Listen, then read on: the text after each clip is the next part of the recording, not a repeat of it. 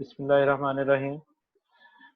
आज हम Venus bond theory के बारे में बात करेंगे। जैसे लास्ट टाइम मैंने आपको बताया था कि ये ज्योमेट्री जो शो नहीं होती थी, जो प्रीवियस हमने लुईस का स्ट्रक्चर पढ़ा था, उसकी वजह से हमें फिर न्यू थ्योरी ये आई, वेनस बॉन्ड थ्योरी। इसने हमें सिग्मा और पाई बॉन्ड का कंसेप्ट दिया, सिंगल बॉन्ड, डबल बॉन्ड और ट्रिपल बॉन्ड का।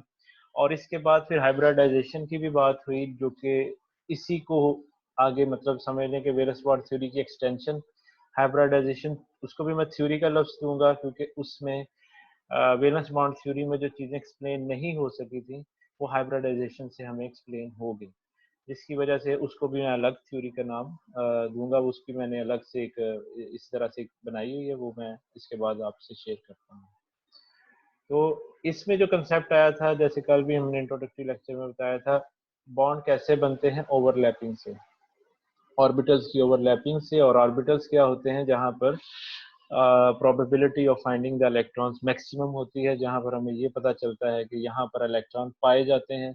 ये भी वेव फॉर्म में ही होते हैं, एज सच कंक्रीट के कोई घर नहीं होते उनके, जहाँ पर इलेक्ट्रॉन्स की प्रोबेबिलिटी है, क्योंकि ये एक वेव फॉर्म में पाए जाते हैं।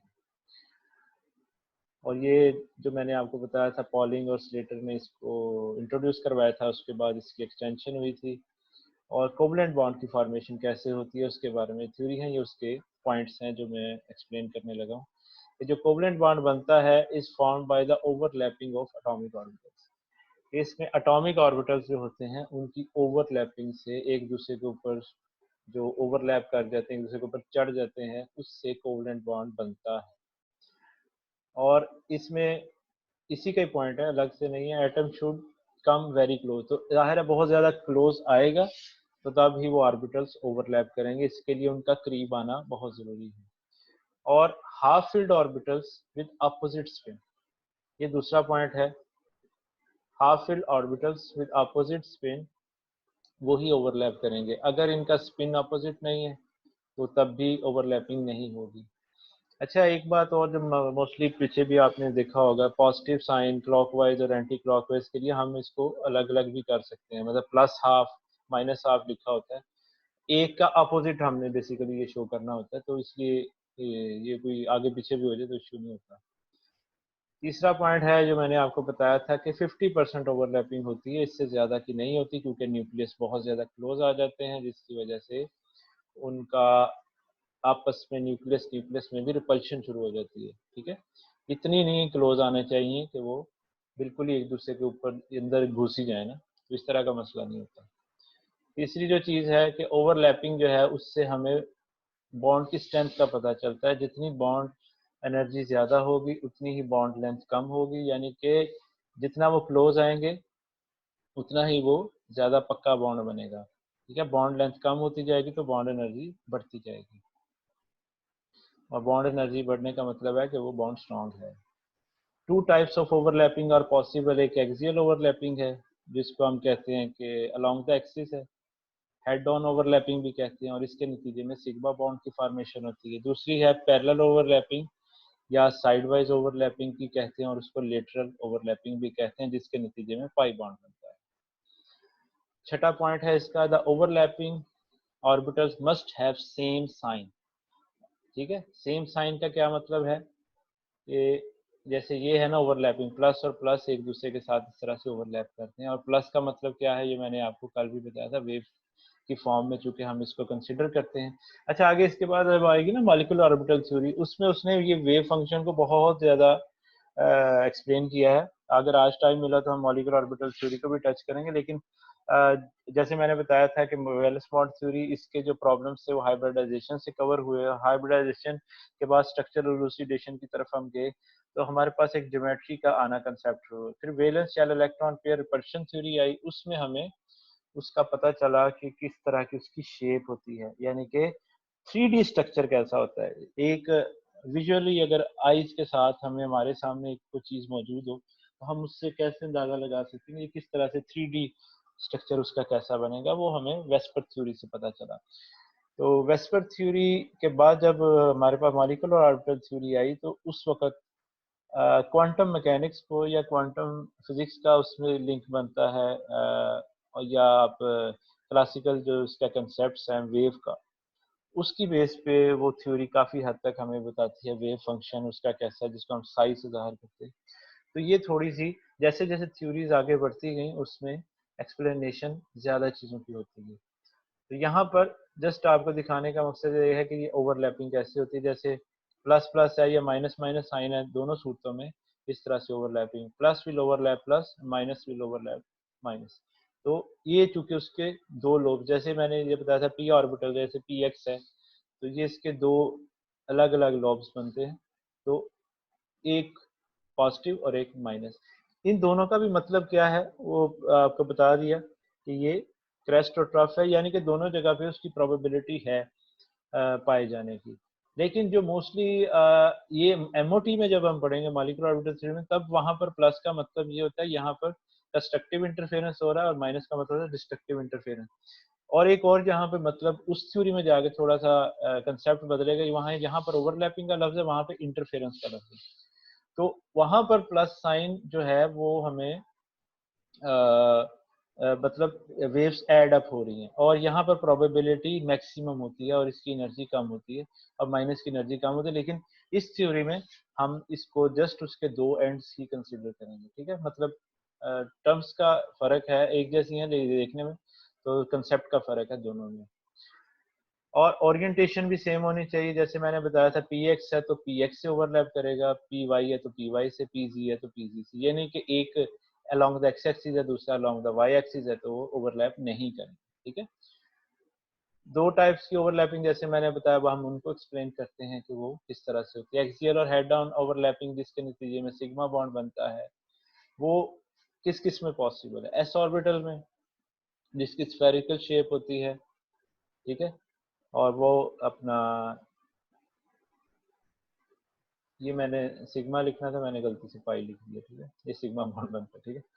अच्छा, दूसरा हाइड्रोजन की एग्जांपल है 1s 1s, ठीक है, दोनों के पास एस ऑर्बिटल है, एक एक लगे सिंपलेस्ट। अच्छा, जितनी भी थ्योरीज है ना, वेस्पर हो जो भी हो या उसमें लियोस डॉट स्ट्रक्चर में भी आपने ये देखा होगा, हाइड्रोजन से स्टार्ट करते हैं सिंपलेस्ट से, ताकि उसकी एक्सप्लेनेशन हो जाए। तो ये इसका स्ट्रक्चर था, सिग्मा बॉन्ड बना 1s और 1s के दरमियान। दूसरा जो सिग्मा बॉन्ड बन सकता है एस और पी ऑर्बिटल के दरमियान बन सकता है, लेकिन उसमें भी माइनस और प्लस साइन ऐसे एस में, और प्लस और माइनस साइन ऐसे, और इस तरह से ओवरलैपिंग होके तो ये एक बड़ी साइड बन जाती है, एक छोटी साइड बन जाती है, एस पी ओवरलैप इसको हम कहते हैं। इसकी एग्जांपल हाइड्रोजन फ्लोराइड की एग्जांपल है, ठीक है। हाइड्रोजन फ्लोराइड का स्ट्रक्चर में 1s2 2s2 और 2p6 2p5 सॉरी 2p5 होता है, तो 5 इलेक्ट्रॉन्स उसके ऐसे हैं, एक उसका यहाँ पर जो मैंने चीज दिखाने वाली अपोजिट स्पिन के लिए ये उल्टा एरो लगाया है, ताकि इस थ्योरी के मुताबिक हमारी बात आप तक मजीद अच्छे तरीके से पहुंचे। मतलब नॉर्मली हम रेगुलर जब इसकी इलेक्ट्रॉनिक कन्फिग्रेशन किसी की भी लिखते हैं, तो हम ये मोस्टली जो सिंगल एरो है उसको हम सीधा ही शो करते हैं, लेकिन चूंकि मैंने बॉन्डिंग शो करनी है इसलिए ये इस तरह से शो किया हुआ, ठीक है। तो इसको हम पीजी के ऊपर ये ओवरलैपिंग होके सिंगल बॉन्ड दोनों के थे, एक एक एटम, तो ये एक बॉन्ड फॉर्मेशन होगी, सिग्मा बॉन्ड फॉर्मेशन 1s और 2p के दरमियान। ये एक चार्ट है जिसमें बताया गया कि बॉन्ड स्ट्रेंथ, हाइड्रोजन फ्लोराइड आपको पता है कि हैलोजेंस के टॉप पे आता है, पीरियड नंबर 2 कहलाएगा, ये पीरियड नंबर 3, पीरियड नंबर 4 और पीरियड नंबर 5 HI। तो 1s और 2p के दरमियान था, यहाँ पर एक शेल बढ़ गया क्योंकि ये 2p मतलब ये दूसरा है उसका, n इज इक्वल टू 2 है, यहाँ पे n इज इक्वल टू 3 आ गया, तीसरा शेल आ गया, चौथा आ गया, पांचवा आ गया। तो बॉन्ड स्ट्रेंथ जो है, जो स्ट्रॉन्ग बॉन्ड है वो जिसका ये छोटा साइज है, इसका बॉन्ड स्ट्रेंथ बड़ा होगा, और बॉन्ड लेंथ जो है वो जैसे, क्योंकि बॉन्ड लेंथ छोटी होगी यहाँ पे, इसलिए ये स्ट्रॉन्गर बॉन्ड है। जिसमें हमने ऊपर आगे अभी पॉइंट डिस्कस किया कि बॉन्ड स्ट्रेंथ जो है वो उसके बॉन्ड लेंथ पे डिपेंड करती है, तो उस पॉइंट के मुताबिक हम इस चीज़ को भी एक्सप्लेन कर सकते हैं। यहाँ पर एक बात याद रखिएगा, ये हम बात जब पहले पढ़ा है उसमें हमने इलेक्ट्रोनेगेटिविटी की बेस पे भी ये बात हमने की थी, लेकिन यहाँ पर इस थ्योरी के मुताबिक जब हम इसकी बात कर रहे हैं तो हमने यहाँ पर कहा कि ये बॉन्ड स्ट्रॉन्ग है, किसकी वजह से, क्योंकि यहाँ पर उसकी बॉन्ड लेंथ कम है, ठीक है।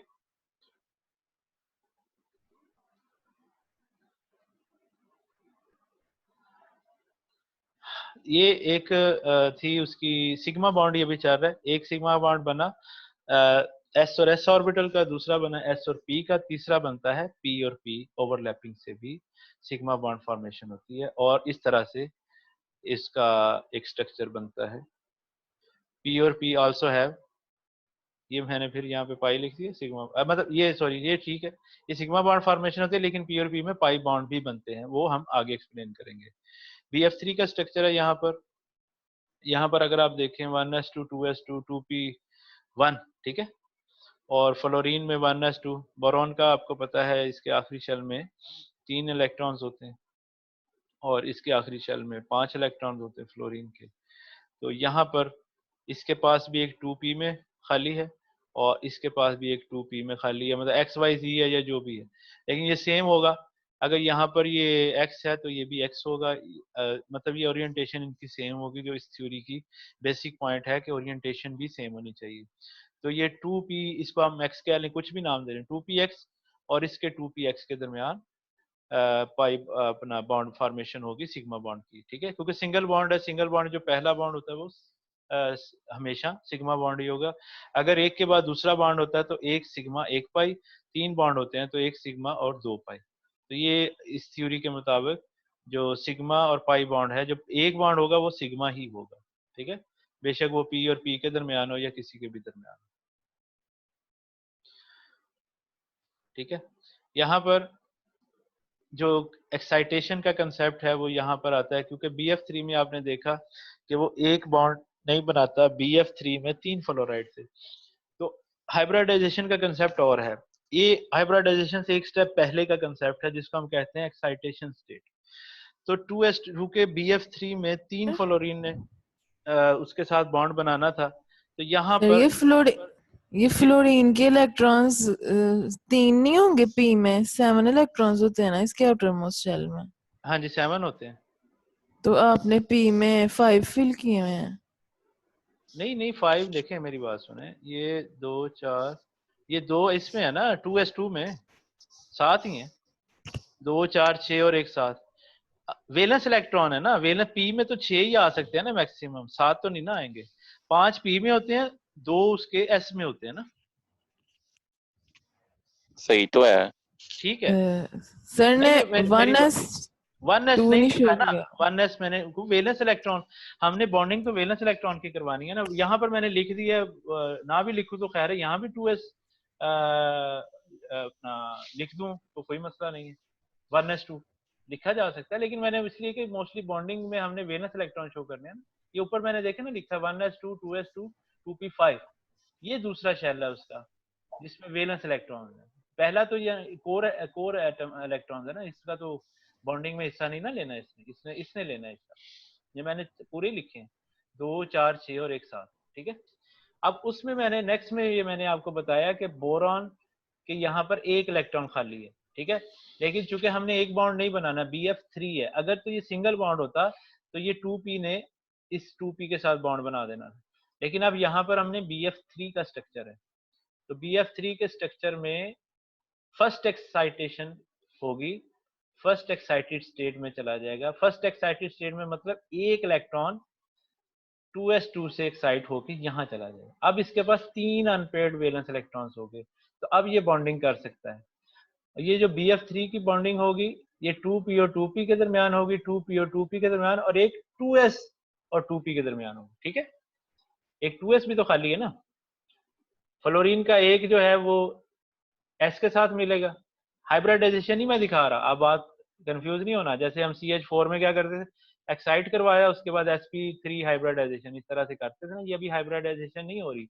वेलेंस बॉन्ड थ्योरी हाइब्रिडाइजेशन उसमें नहीं है, इस हाइब्रिडाइजेशन की जब जरूरत पड़ी तो तब वहां पर इस थ्योरी को फेल किया गया, यानी कि वेलेंस बॉन्ड थ्योरी अलग चीज है, हाइब्रिडाइजेशन अलग चीज है। इस कंसेप्ट में सिर्फ बॉन्डिंग के लिए एक्साइटेशन होगी इलेक्ट्रॉन्स की, और ये एक्साइटेशन के लिए एनर्जी कहाँ से आएगी, ठीक है, ये भी एक पॉइंट होता है। वो जब ये बॉन्ड फॉर्मेशन में ये जो फ्लोरीन उसके करीब जाएगा तो ये एनर्जी उसकी वजह से मिल जाएगी, यानी कि ये इसको इस चीज पे मजबूर करेगा ये फ्लोरीन कि ये एक्साइट होके इतनी की एनर्जी मिल जाए कि ये एक्साइट होके अनपेयर्ड हो जाए तीनों। ठीक है, जो तीनों अनपेयर्ड हो गए, अब हाइब्रिडाइजेशन इसमें नहीं आ रही अभी, ठीक है, वो आगे आएगी। तो अब इसके पास 3 अनपेयर्ड हो गए, तो अब 3 अनपेयर्ड जो इलेक्ट्रॉन्स हैं वो बॉन्डिंग फिर कौन सी बनी, एक इस 2s, एक ये वाला 2s और 2p के दरमियान, ये मैंने यहाँ पे लिख दिया, यानी कि ये तीनों बॉन्ड एक जैसे नहीं है। 2s 2p के दरमियान है, 2p 2p के दरमियान है, 2p और 2p के दरमियान। यही वैलेंस बॉन्ड थ्योरी में कुछ प्रॉब्लम्स आई थी जिसकी वजह से ये थ्योरी फेल हुई, जिसमें से एक ये भी था कि ये एक्साइटेशन को तो एक्सप्लेन कर रहा था लेकिन हाइब्रिडाइजेशन को एक्सप्लेन नहीं कर रहा था। हालांकि देखा जाए जो प्रैक्टिकली था ये तीनों बॉन्ड एक जैसे, लेकिन इस थ्योरी ने ये कहा कि ये इस तरह से बॉन्डिंग होगी। तो मैं चूंकि इस थ्योरी को एक्सप्लेन कर रहा हूँ इसलिए मैंने आपको बता रहा हूँ कि ये थ्योरी क्या कहती है कि बॉन्ड कैसे बने। बात समझ आ गई मेरी? तो BF3 में 3 बॉन्ड बने, 2s 2p 2p 2p 2p और 2p। इसी तरह से वाटर में H2O में इसने कैसे एक्सप्लेन किया, ऑक्सीजन में 1s2 2s2 और 2p4, तो 4 ये है P में और 2 उसके S में। अब यहाँ पर भी मैंने 1s2 नहीं लिखा हुआ क्योंकि हम बॉन्डिंग का जिक्र कर रहे हैं ना इसलिए, और H में 1s और 1s ही मैंने उल्टा लिख दिया। अब उसके मुताबिक इसके पास 2 अनपेयर्ड हैं और ये H के 2 उसके साथ मिलके इसका ऑर्बिटल फिल कर देंगे, ठीक है। इस थ्योरी के मुताबिक वाटर में इस तरह से हाइब्रिडाइजेशन होती है, ठीक है। ये ऑक्सीजन का है, ये देखे ये Pg है मैंने बनाया, इसके साथ ये इसने बना दिया H और एक Py के साथ दूसरा H मिलके ये बॉन्ड बना दिया। तो इस तरह से स्ट्रक्चर वेनस बॉन्ड थ्योरी के लिए आप अगर गौर करें तो स्ट्रक्चर जैसे मैंने बनाए ये एक्सप्लेन इस तरह से कर रहा है और इस तरीके से एक्साइटेशन शो कर रहा है।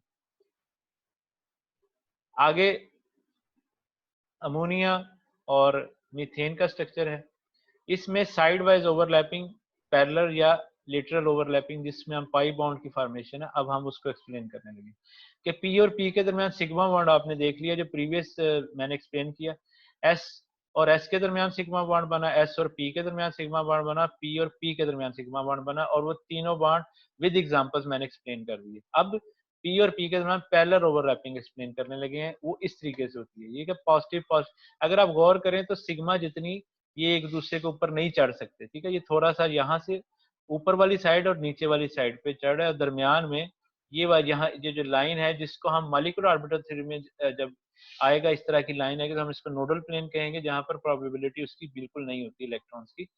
तो ये ऊपर वाली जगह पे और नीचे वाली जगह पे दोनों जगह से ये एक दूसरे के साथ ओवरलैप करेगा p ऑर्बिटल, ठीक है। Comparatively less overlapping then sigma bond, so pi bond is weaker then sigma bond. ये साथ उनकी बॉन्ड एनर्जी है तकरीबन 62 से 65 किलो कैलोरी पर मोल की होती है पाई बॉन्ड की एनर्जी, जबकि सिग्मा बॉन्ड की 80 किलो कैलोरी पर मोल की एनर्जी होती है। एक रफ एस्टिमेट लिखा हुआ है जस्ट बताने के लिए कि दोनों के बॉन्ड स्ट्रेंथ में कितना फर्क है, इतना फर्क होता है दोनों जगह पे।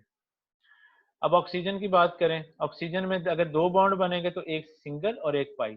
सिंगल बॉन्ड कैसे शो करते हैं, इस तरह से PZ को अलोंग द एक्सिस शो किया है तो ये सिग्मा बॉन्ड फॉर्मेशन है, पहला बॉन्ड सिग्मा, दूसरा बॉन्ड पाई, तो पाई ऊपर से भी और नीचे से भी इस तरीके से उनका मिल जाएगा। इसको पेपर पे शो करने का तरीका ये है कि हम थोड़ा सा इन लोब्स को एक दूसरे की तरफ झुका देते हैं, ठीक है, या लाइनें लगा देते हैं, ये लिखने का तरीका होता है इसका इस तरीके से। तो ये सिग्मा बॉन्ड तो वैसे ही शो होगा, पाई के लिए ये थोड़े से टेढ़े करके ना जाके एक दूसरे के ये ऊपर ओवरलैप ही है, लेकिन हम चूंकि फुली पेपर पे इसको 100% ओवरलैपिंग शो नहीं कर सकते, किस तरीके से कितना भी खींच के इधर ले जाएंगे, इसको कितना खींच के इधर ले जाएंगे, तो इस वजह से फिर हम इसको इस तरीके से पेपर पे एक्सप्लेन करते हैं, ठीक है। तो ये उसकी ऑक्सीजन की ओवरलैपिंग और उसकी ऑर्बिटल डायग्राम है। अच्छा ये बात देखें, इसकी एक्चुअल स्ट्रक्चर शो नहीं करती ये थ्योरी, ठीक है, कि एक्चुअली वो देखने में 3D में वो हमें वेस्पर थ्योरी से पता चलेगा कि वो देखने में कैसा नजर आता है। तो यहाँ पर उसका शेप हम एक्सप्लेन नहीं कर रहे, हम जस्ट उसकी ज्योमेट्री की तरफ जा रहे हैं, लेकिन ये भी एग्जैक्ट ज्योमेट्री ये भी इतनी ज्यादा इसमें हमें नहीं पता चल रही, लेकिन हमें काफी हद तक इसमें पता चलेगा और वो आगे एक्सप्लेन करता हूँ। हाइब्रिडाइजेशन में ये चीज और क्लियर होगी। इस तरह अमोनिया सॉरी नाइट्रोजन N2 में एक सिग्मा और 2 पाई बॉन्ड, और ये किस तरीके से ओवरलैपिंग शो की है ये भी आपके सामने, ठीक है। ये अब 2 एक्सिस शो करने से 2 P थे, तो ये अगर आप देखें तो ये PY को PY के साथ ओवरलैप करवाया, PZ को PZ के साथ, बेशक इसको पी एक्स कह लें, पी वाई कह लें, तीनों को हम डिफरेंट कह सकते हैं। लेकिन इस पिक्चर में अगर आप देखें तो मतलब पी जी जो है वो ये वाला है अलॉन्ग द एक्सिस, जिसने सिग्मा बॉन्ड बनाया हुआ है, और ये पी एक्स है, ठीक है, और ये पी वाई है। तो आप कुछ डिफरेंट भी कर सकते हैं, कोई इसमें हर्ज नहीं है, कोई मना किसी किताब में नहीं, बस जिस तरह से लेकिन होना ये चाहिए बस पी एक्स को पी एक्स के साथ, पी वाई को पी वाई के साथ, पी जी को पी जी के साथ, इनको आपस में नहीं मिक्स करना। तो इस तरीके से इनकी अब ये बॉन्ड फॉर्मेशन किस तरीके से हो रही है, पी पाई बॉन्ड, पी पाई डी पाई बॉन्ड, और डी पाई और डी पाई बॉन्ड। अब डी का जो मैंने जिक्र किया था, मैंने कहा था कि वो डी ऑर्बिटल का यहाँ पर लिंक बनता है, तो वो कैसे बनता है हम अब आप उसको एक्सप्लेन करते हैं कि किस तरीके से बॉन्डिंग होगी। सिग्मा और पाई बॉन्ड के डिफरेंस यहाँ पर थोड़ा सा एक्सप्लेन किया गया है। वाटर, अमोनिया, एसिटिलीन, ठीक है, इस तरह से इथीन, इनके स्ट्रक्चर्स हैं, और ये स्ट्रक्चर्स आप बना के भी देख सकते हैं। सो आई मीन टू से वैलेंस बॉन्ड थ्योरी में जो हमने स्ट्रक्चर, जिसको मैं स्ट्रक्चर का लफ्ज बोल रहा हूँ, जो एक्चुअल शेप नहीं है उसकी कि 3D एक्चुअली देखने में कैसा है, तो इसको ज्योमेट्री कह लें। तो जिस ज्योमेट्री जो है, इसकी जो बेसिक कंसेप्ट है वो ल्यूइस डॉट स्ट्रक्चर ही है, जिसकी बेस पे हमने इसको एक्सप्लेन किया होता है।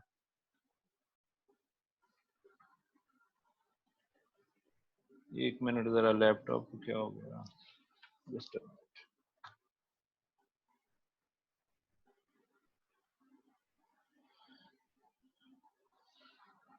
आप लोगों को स्क्रीन नजर आ रही है, आवाज आ रही है मेरी?